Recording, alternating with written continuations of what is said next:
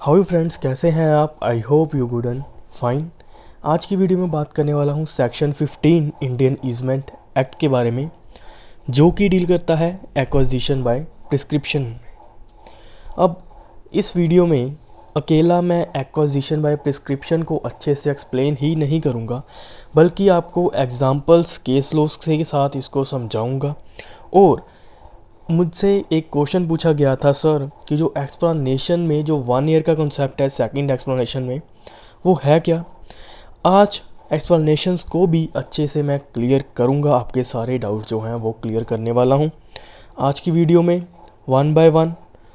अगर आप हमारे चैनल पे नए हैं, हमारे चैनल को सब्सक्राइब ज़रूर करें, ताकि जब भी मैं कोई वीडियो लेकर आऊँ आपके पास उसकी नोटिफिकेशन आ जाए और आप उस वीडियो को देख सको। चलिए स्टार्ट करते हैं आज की वीडियो बिना किसी देरी से।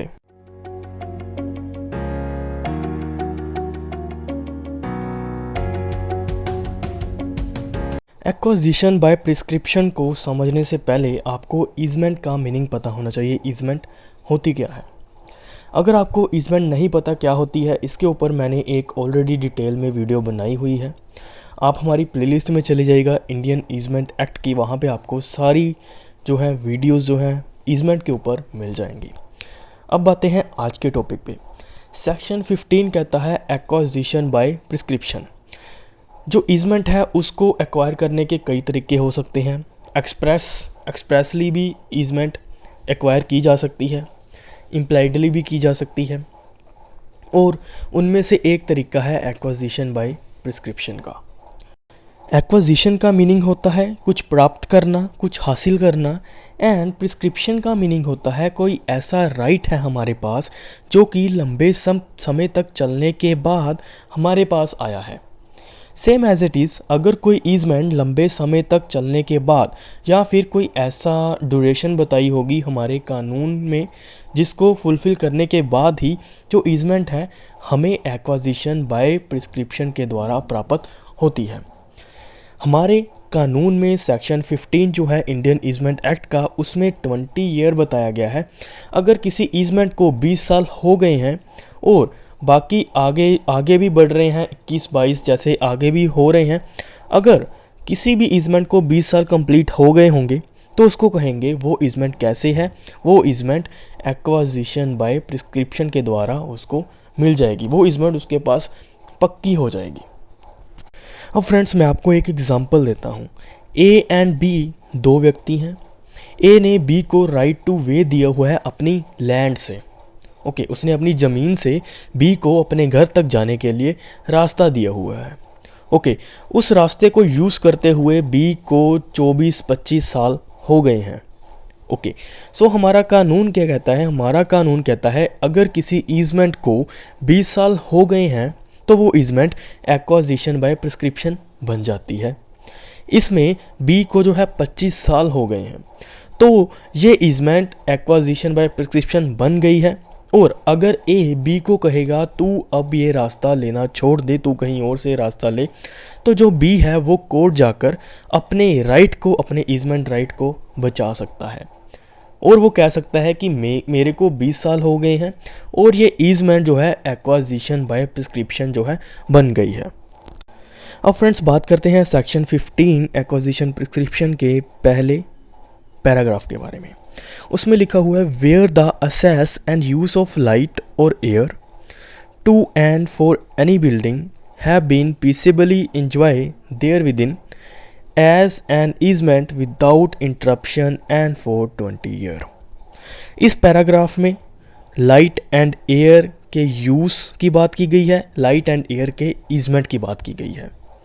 अगर ये पैराग्राफ कहता है कि अगर किसी व्यक्ति को लाइट एंड एयर यूज करते हुए 20 साल हो गए हैं without interruption, without interruption means होता है कोई भी ऑब्स्ट्रक्शन नहीं की गई, कोई भी बाधा नहीं डाली गई, या फिर एयर एंड लाइट को यूज़ करते हुए 20 साल हो गए हैं, लाइक उसमें कोई भी गैप नहीं पड़ा। जैसे कि उन्होंने स्टार्ट की थी 2001 में, लाइट एंड एयर की उसको ईजमेंट मिलनी स्टार्ट हो गई 2001 में। अब 20 साल पूरे होंगे 2020 में। उसने क्या किया, 2001 से लेकर 2010 तक जो है उस ईजमेंट को एंजॉय करा।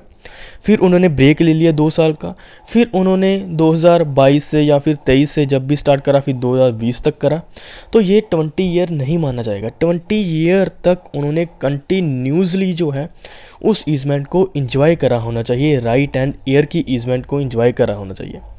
अगर वो राइट एंड ईयर की इवेंट को 20 ईयर तक इंजॉय कर लेते हैं तो इसका जो पैराग्राफ 4 है उसमें लिखा हुआ है the right to such access and use of light और एयर स्पोर्ट और other event shall be absolute. Means जब 20 साल हो गए हैं राइट एंड एयर की इवेंट को यूज करते हुए without the interruption and peacefully, कोई भी वायलेंस नहीं हुई, कोई भी फिजिकल वायलेंस नहीं हुई, ओके, कोई भी रोला नहीं पड़ा उसको लेकर, इस इवेंट को लेकर। अगर शांति पूर्वक वो इवेंट पूरी हो गई है लाइट एंड एयर की और 20 साल हो गए हैं तो वो इवेंट एब्सोल्यूट हो जाएगी, उस इवेंट को कोई भी ख़त्म नहीं कर सकता।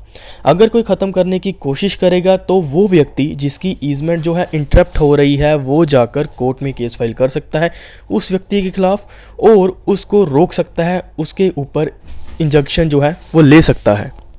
अब फ्रेंड्स बात करते हैं सेकंड पैराग्राफ की। सेकंड पैराग्राफ में लिखा हुआ है and where support from one person's land और other thing affix thereto has been peaceably received by another person's land subjected to artificial pressure और by thing affix thereto as an easement without interruption and for 20 year. अब second paragraph में बात की गई है support की। Support की कैसे?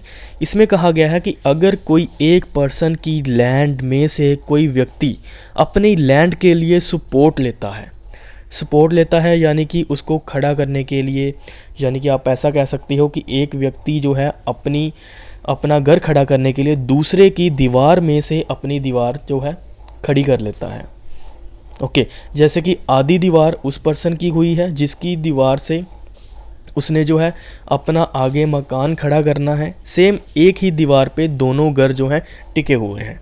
अगर ऐसा कुछ हुआ है और उस व्यक्ति कोई भी आपत्ति नहीं कर रहा, उस व्यक्ति को कोई भी आपत्ति नहीं हो रही, जिस व्यक्ति की दीवार पे उसने अपना मकान बनाया है, अगर उसको कोई भी आपत्ति नहीं हो रही, वो पीसफुली उसको दे रहा है और उसने पीसफुली उसको रिसीव करा है, शांतिपूर्वक उसने उसको रिसीव करा है, उस इजमेंट को उसने अपना मकान उस व्यक्ति की दीवार पर खड़ा करा है। और अगर वो विदाउट इंटरप्शन हुई है और 20 साल तक वो कंटिन्यूसली जो है उसको कोई आपत्ति नहीं हो रही जिसका मकान बना हुआ है, तो ये भी तरह की ईजमेंट भी, सपोर्ट की ईजमेंट भी जो है एब्सोल्यूट बन जाएगी। उसको भी ऐसा नहीं कह सकता कि अब तू अपना मकान जो है मेरी दीवार से हटा ले। 20 साल बाद वो व्यक्ति जिसने उसको अपनी दीवार में अपना मकान खड़ा करने के लिए कहा था, अपना मकान जो है शुरू करने के लिए कहा था अपनी दीवार में से सपोर्ट लेकर, अगर वो व्यक्ति 20 साल बाद उसको कहेगा कि तू जो है इस दीवार को मेरी दीवार से अलग कर ले, तो ऐसा नहीं हो सकता। अगर वो ऐसा करेगा व्यक्ति, तो जिस व्यक्ति ने अपना मकान उस व्यक्ति की दीवार पर खड़ा करा होगा, वो व्यक्ति कोर्ट जाकर उस व्यक्ति के खिलाफ इंजंक्शन ले सकता है, उसको रोक सकता है। ये कहता है सेकंड पैराग्राफ। अब फ्रेंड्स जो थर्ड पैराग्राफ है उसमें बात करी गई है राइट टू वे की। थर्ड पैराग्राफ में कहा गया है where a right of way और any other easement have been peacefully and openly enjoyed by any person. Means कि राइट टू वे जो है उसको रास्ता, जो उसने रास्ता दिया है, उसको जो एज ए ईजमेंट दिया है, अगर वो रास्ता वो व्यक्ति पीसफुली इंजॉय कर रहा है, मतलब कि शांतिपूर्वक इंजॉय कर रहा है, और ओपनली मीन्स होता है कोई छुप कर इंजॉय नहीं कर रहा, लाइक उसको पता भी होना चाहिए कि वो व्यक्ति को मैंने रास्ता दिया है। ओपनली कोई भी छुप कर वो काम नहीं कर रहा। अगर वो व्यक्ति को वो राइट टू वे लेते हुए 20 साल हो गए हैं विदाउट इंटरप्शन, कोई भी इंटरप्शन नहीं हुई, ओके, तो वो भी उसका राइट टू वे का एक तरह से ईजमेंट जो है वो एब्सोल्यूट बन जाएगी, ओके, वो पक्की हो जाएगी। अगर उसको 20 साल के बाद वो राइट टू वे जो है ख़त्म करने की कोशिश करी जा रही है सर्वेंट ओनर के द्वारा, तो जो डोमिनेंट ओनर है वो कोर्ट में जाकर सर्विएंट ओनर के खिलाफ जो है केस कर सकता है, उसको रोक सकता है। और फ्रेंड्स इस सेक्शन में एक और बात ध्यान रखने वाली है, वो ये है कि ये राइट, ईजमेंट का right under section 15 acquisition of prescription में अकेला जो है सर्विएंट ओनर के खिलाफ ही नहीं, बल्कि अगर कोई भी व्यक्ति होगा, कोई भी व्यक्ति उसको अपना राइट टू ईजमेंट जो कि एक्वाजिशन बाय प्रिस्क्रिप्शन के द्वारा आता है, मतलब कि उसको 20 साल हो गए हैं पूरा, ओके, अगर कोई भी व्यक्ति 20 साल होने के बाद उसको अपना राइट टू ईजमेंट कंटिन्यू करने से रोकता है, कोई भी हो सकता है, चाहे वो सर्विएंट ओनर हो, चाहे एनी अदर पर्सन हो, कोई भी रोकता है, तो वो व्यक्ति जो डोमिनेंट ओनर है वो उसके खिलाफ भी कोर्ट जा सकता है जो उसको रोकेगा। अब फ्रेंड्स जो इसका जो है first, second, third, fourth, fifth paragraph कहता है कि each of said period of 20 year shall be taken to be period ending within 2 year next before the institution of suit where the claimant such period relate in contested। इसमें ये बताया गया है कि अगर जब आपको 20 साल के बाद अगर कोई व्यक्ति इंटरप्ट करने की कोशिश करता है, आपको आपकी जो ईजमेंट में बाधा डालता है, तो उसके 2 साल के अंदर अंदर आपको जो है केस फाइल करना होगा कोर्ट में। अगर जब आपने नोटिस करा कि ये इंटरप्ट करने लग गया है, उसके 2 साल के अंदर अंदर अगर आप जो है कोर्ट में केस नहीं लेकर गए, ओके, कोर्ट में केस नहीं डाला, तो 2 साल के बाद जो है आप केस नहीं कर सकते कि अपनी ईजमेंट को बचाने के लिए। ये बात मोस्ट इंपॉर्टेंट है, ध्यान रखने वाली है, 5th पैराग्राफ में बताई गई है। अगर आप सेक्शन 15 को फिर से रीड करोगे, जैसे जितना मैंने आपको समझाया, तो आपको जो है इजीली समझ लग जाएगी। फ्रेंड्स एक केस लो है सीती कंतापाल वर्सेस राधा गोविंदा सेन। ये है कलकत्ता हाई कोर्ट का केस। इस केस में ये डिवीज़न बेंच थी, उन्होंने ये कहा था कि जो ये एक्विजिशन बाय प्रिस्क्रिप्शन का केस है, इसका क्वेश्चन तभी आएगा जब कोई व्यक्ति सूट फाइल करेगा, उससे पहले इसका क्वेश्चन नहीं आ सकता एक्विजिशन बाय प्रिस्क्रिप्शन का। वो कैसे?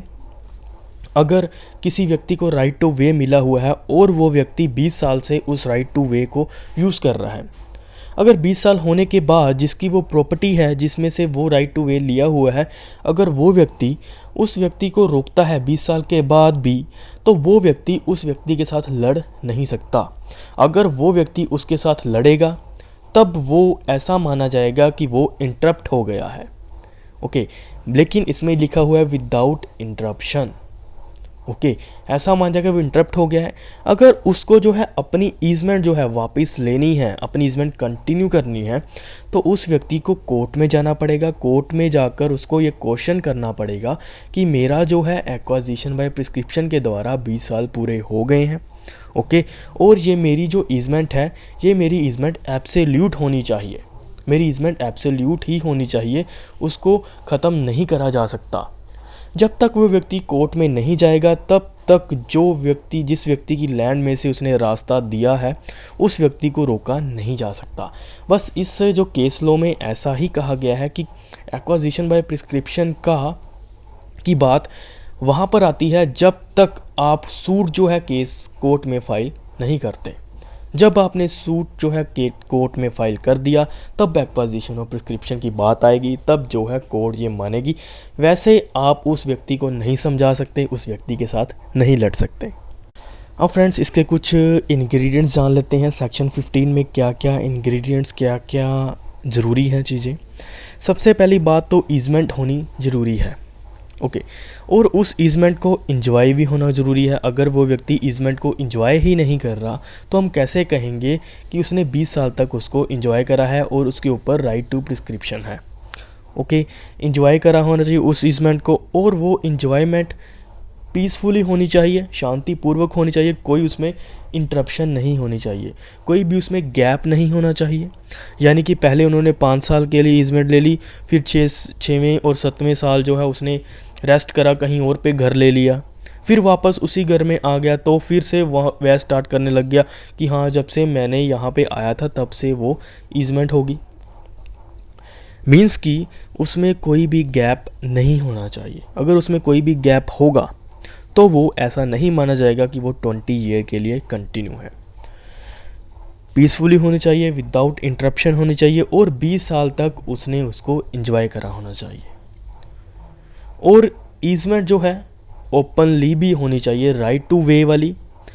इसमें right to light and air को छोड़कर या स्पोर्ट को छोड़कर बाकी सारी ईजमेंट ओपनली होनी चाहिए। ओपनली मीन्स कि कोई भी छुप कर वो ईजमेंट नहीं ली होनी चाहिए उसने। ओके, जिस व्यक्ति से उसने ईजमेंट ली है कोई भी उससे छुपा कर, या फिर जैसे कि आप कह सकते हो कि ए एंड बी, ए ने बी को राइट टू वे दिया है। ओके, और बी क्या करता है, बी जो है रात के समय जब ए सोया होता है तब वो उसको यूज़ करता है। ऐसा नहीं होना चाहिए। अब उसमें कोई भी अगर छुपा रहा है कुछ तो वो ईजमेंट नहीं मानी जाएगी, वो ईजमेंट ओपनली होनी चाहिए, पता होना चाहिए डोमिनेंट ओनर को भी और सर्विएंट ओनर को भी। अब फ्रेंड्स इसकी एक्सप्लेनेशंस के बारे में डिस्कस करते हैं। सबसे पहली एक्सप्लेनेशन में ये बताया गया है कि अगर उसको इंजॉयमेंट नहीं कहेंगे, अगर वो इंजॉयमेंट किसी भी एग्रीमेंट के तहत की गई है। For example A and B ने राइट टू वे दिया है, लेकिन उसने राइट टू वे देने से पहले ही उसको जो है 20 साल के लिए एग्रीमेंट कर लिया है उसके साथ। उसने उसके साथ 20 साल के लिए एग्रीमेंट करा है। उसने उसको पहले ही कहा था कि आप जो है 20 साल के बाद अपना घर खाली करोगे, आपको अपना घर कहीं और पे लेना पड़ेगा, मैं राइट टू वे नहीं दूंगा। उसने पहले ही एग्रीमेंट कर लिया था। अब 20 साल पूरे होने के बाद वो व्यक्ति कोर्ट नहीं जा सकता और ये नहीं कह सकता कि मेरा तो एक्विजिशन बाय प्रिस्क्रिप्शन है। वो व्यक्ति ऐसा नहीं कह सकता कि मुझे 20 साल तो पूरे हो गए हैं राइट टू वे लिए हुए, क्योंकि वो एग्रीमेंट के तहत हुआ है। चाहे 20 साल हो गए हैं, चाहे 25 साल हो गए हैं, अगर वो एग्रीमेंट के थ्रू हुआ है तो वो जो ईजमेंट होगी वो मानी नहीं जाएगी और उसको जो है इंजॉयमेंट नहीं माना जाएगा। अगर कोई भी इंजॉयमेंट जो होगी वो एग्रीमेंट के थ्रू की जाएगी।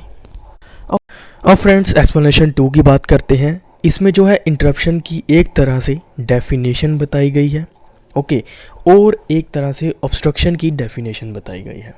इसमें यह कहा गया है कि nothing is an interruption. Interruption हम उसको नहीं कहेंगे जब तक जो है हम किसी के इंजॉयमेंट में बाधा नहीं डालते या फिर किसी के इंजॉयमेंट को रोकते नहीं हैं।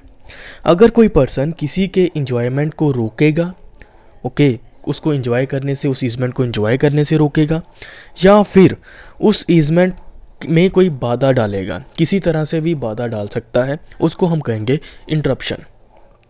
बाधा मीन्स होता है ऑब्स्ट्रक्शन, ऑब्स्ट्रक्ट करेगा या फिर सीज करेगा उस इंजॉयमेंट को।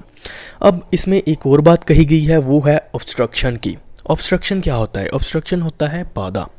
इसमें यह भी कहा गया है कि बाधा हम तब तक नहीं मानेंगे जब तक वो बाधा 1 साल तक कंटिन्यूसली नहीं करता पर्सन, ओके, तब तक हम उसको बाधा नहीं कहेंगे। अब आपको पता है कि जो हमारे सेक्शन 15 के अंदर इंटरप्शन जो है, विदाउट इंटरप्शन वो ईजमेंट होनी चाहिए। अगर कोई व्यक्ति जो है 20 सालों में एक बार किसी व्यक्ति को कहता है कि आप अपनी दीवार जो है मेरी दीवार से हटा लो, ओके, तो क्या ये एक तरह से इंटरप्शन बन जाएगी? एक बार कहना, सिर्फ एक बार कहना क्या इंटरप्शन बन जाएगी? इसी को देखते हुए हमारा कानून कहता है कि बाधा जो होनी चाहिए वो 1 साल तक कंटिन्यू होनी चाहिए। मीन्स कि वो 1 साल तक कंटिन्यूसली उसको कहता होना चाहिए कि आप प्लीज़ इसको हटा लीजिए, प्लीज़ इसको हटा लीजिए। तब हम मानेंगे कि वो एक तरह से ऑब्स्ट्रक्शन है और वो इंटरप्शन मानी जाएगी, ओके। तब वो व्यक्ति जो होगा वो एक्विजिशन और प्रिस्क्रिप्शन नहीं कह सकता, तब उसमें इंटरप्शन आ जाएगी। अगर कोई 1 साल तक कंटिन्यूसली जो है किसी के भी काम में बाधा डालेगा, 1 साल तक कंटिन्यूसली। इसमें बस 1 ईयर का यही कंसेप्ट है। इसमें लिखा हुआ है फॉर 1 ईयर, 1 साल के लिए, मतलब 1 साल तक पूरा कंटिन्यूसली उसने बाधा डाली होनी चाहिए, ओके। सो अब बात करते हैं एक्सप्लेनेशन 3 की। एक्सप्लेनेशन 3 में कहा गया है suspension of enjoyment in pursuance of contract. Means कि अगर किसी 2 लोगों में कॉन्ट्रैक्ट हुआ है और उस कॉन्ट्रैक्ट को रीन्यू करा जा रहा है, फॉर एग्जांपल 10 साल के लिए किसी का कॉन्ट्रैक्ट हुआ था और 1 साल छोड़कर फिर उसको रीन्यू करा उन्होंने, तो क्या ये एक तरह से इंटरप्शन मानी जाएगी? नहीं, ये भी एक तरह से इंटरप्शन नहीं होगी अकॉर्डिंग टू एक्सप्लेनेशन 3। अब फोर्थ एक्सप्लेनेशन की बात करते हैं। फोर्थ एक्सप्लेनेशन में कहा गया है, इसमें यह कहा गया है पोल्यूटेड वाटर की बात की गई है। पोल्यूटेड वाटर मतलब कि गंदा पानी। इसमें यह कहा गया है कि अगर डोमिनेंट हेरिटेज या फिर डोमिनेंट ओनर जो है पानी को गंदा करते हैं और वो पानी जो है सर्वेंट हेरिटेज तक पहुंचता है और सर्वेंट हेरिटेज को नुकसान पहुंचाता है। अब जब से सर्वेंट हेरिटेज को नुकसान होगा तब से वो 20 साल का पीरियड जो है स्टार्ट हो जाएगा।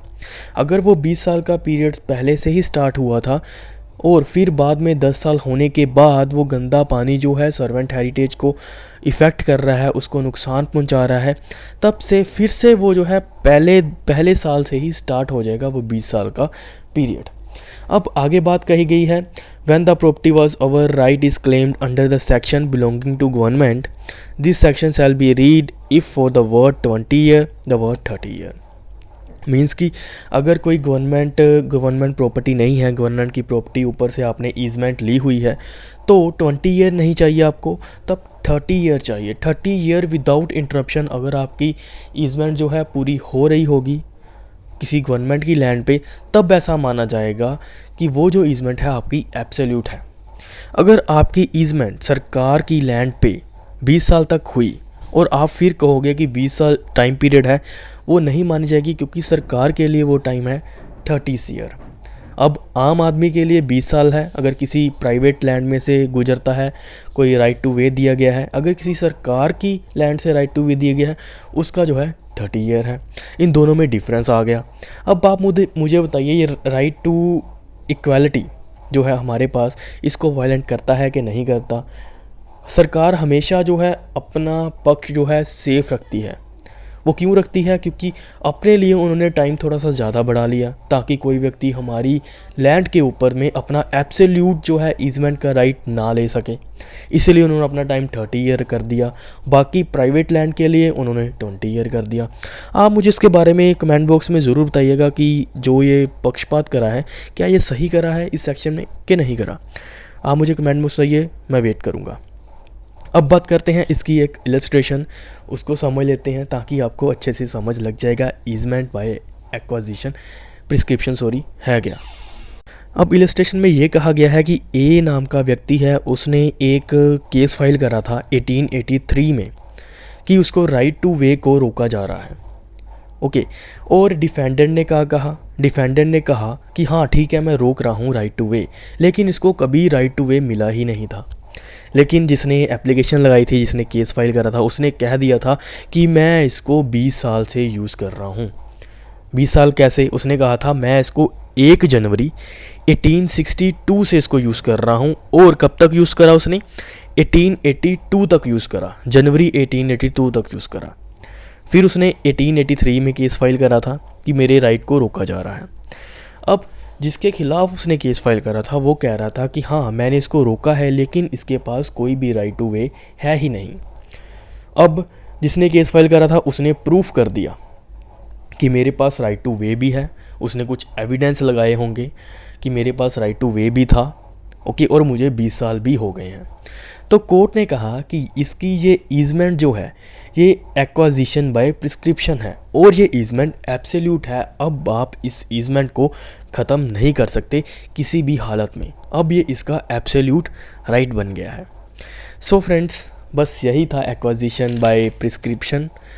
आई होप आपके सारे डाउट्स जो होंगे क्लियर हो गए होंगे सेक्शन 15 को रिलेटेड। अगर आपको फिर भी कोई भी डाउट है मुझे कमेंट बॉक्स में बताएं, मैं आपके क्वेश्चंस के ऊपर वीडियोस लेकर आऊँगा। ओके, आप मुझे कोई भी टॉपिक सजेस्ट कर सकते हो कि सर इसके ऊपर भी वीडियो लेकर आऊँ, मैं उसके ऊपर भी कोशिश करूँगा जल्द से जल्द वीडियो जो है लेकर आऊँ। अगर आपको ये वीडियो अच्छी लगी हो, इस वीडियो को लाइक करें, चैनल को सब्सक्राइब ज़रूर करें और अपने फ्रेंड्स के साथ शेयर ज़रूर करिएगा ताकि उनको भी जो है एक्विजिशन बाय प्रिस्क्रिप्शन के बारे में पता चल सके। लीगल एजुकेशन और नॉलेज लेने के लिए हमारे चैनल को सब्सक्राइब ज़रूर करें ताकि जब भी मैं कोई वीडियो लेकर आऊँ आपके पास उसकी नोटिफिकेशन आ जाए और आप उस वीडियो को देख सकें।